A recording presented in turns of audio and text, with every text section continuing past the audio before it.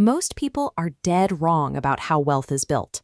They assume the path is about grinding for the next raise, upgrading their life slightly, and repeating the cycle until they reach retirement age.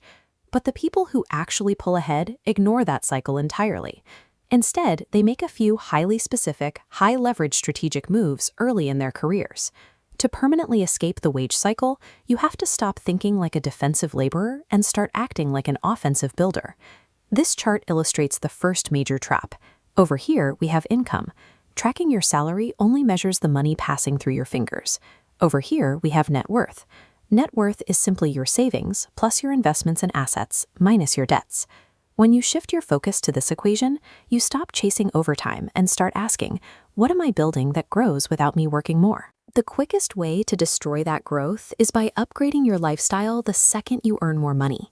Your very first income jump dictates your new normal, immediately resetting your baseline for what you consider your bare minimum needs.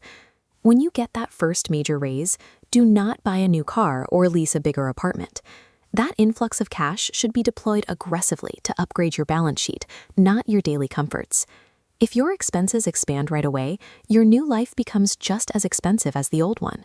Failing to control that early spending traps even the highest earners at a financial baseline of zero, regardless of how much their salary increases over time. Early in your journey, your money needs to buy positioning and speed. Buying professional software or a high-end workstation removes friction from your daily workflow, which upgrades your overall earning engine. Look at this chart.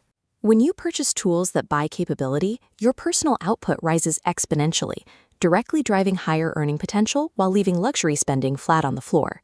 Salaries have a hard ceiling dictated by corporate budgets, but your market value becomes limitless when you stack rare, independent skills beneath your technical foundation. Skills like sales, systems thinking, and negotiation. Combining technical depth with high-level communication creates a massive multiplier. Suddenly, 1 hour of your effort produces 10 times the impact it did a year ago. Intentionally upgrading your tools and stacking those rare skills is the essential prerequisite to breaking out of the commodity labor market. Modern companies want cheap, decent labor.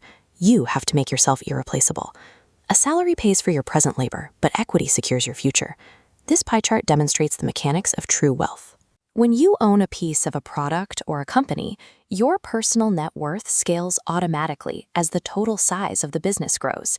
The largest financial leaps rarely come from steady annual raises. They trigger during ownership moments, stock grants, revenue shares, or early startup equity that explodes in value down the line. Positioning yourself in growth industries or acquisition teams allows you to witness exactly how massive funds are allocated and scaled. When you are near the decision makers who deploy capital, you see money in motion rather than just trading hours for wages. This proximity accelerates wealth because you are no longer operating in isolation. You've tied your time to the largest flows of capital in the market. This chart models an asymmetric risk. On one side, the downside is a minor setback. On the other side, the upside is massive enough to change your life entirely. Starting a niche side project or building an online audience are asymmetric moves. If the project fails, you lose a little cash and a few hours of time. If it succeeds, it unlocks entirely new income streams and partnerships. The wealthy apply this same leverage to borrowing. Consumption debt, like credit cards, pulls money from your future to fund temporary comfort today. Acquisition debt works in reverse. When you borrow capital specifically to acquire assets, like a cash-flowing business or real estate, you force that debt to generate income and work for you instead of against you. Predictable paths offer stability, which is why the middle class clings to them. The wealthy deliberately use calculated asymmetric risks and leverage debt to compress time and separate from the pack. None of these tactics will stick if your current environment is silently setting your financial ceiling. Hanging out with people earning the exact same amount as you normalizes average results. To break out, you have to intentionally step into uncomfortable rooms filled with people operating a level above you. Nobody has it all figured out. You just have to push past your imposter syndrome. You start by asking honest questions and absorbing new ideas without faking confidence. Soon enough, you evolve into the person providing value to that very network. A financial engine cannot outgrow the ceiling of the environment where it was built. To upgrade your net worth, you must first upgrade your proximity to success. This chart represents the ultimate threshold of the money game.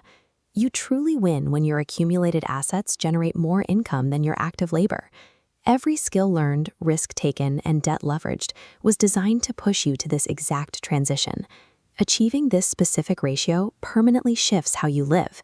Active work becomes an option rather than a requirement. Financial independence is a mathematical reality where your ownership finally outweighs your labor. The formula is clear. The execution is yours. Stop trading your tomorrows for today's paycheck and start building for the ownership transition. Ready to stop renting your time and start building generational wealth? Hit that subscribe button. Welcome to the top. See you in the next one.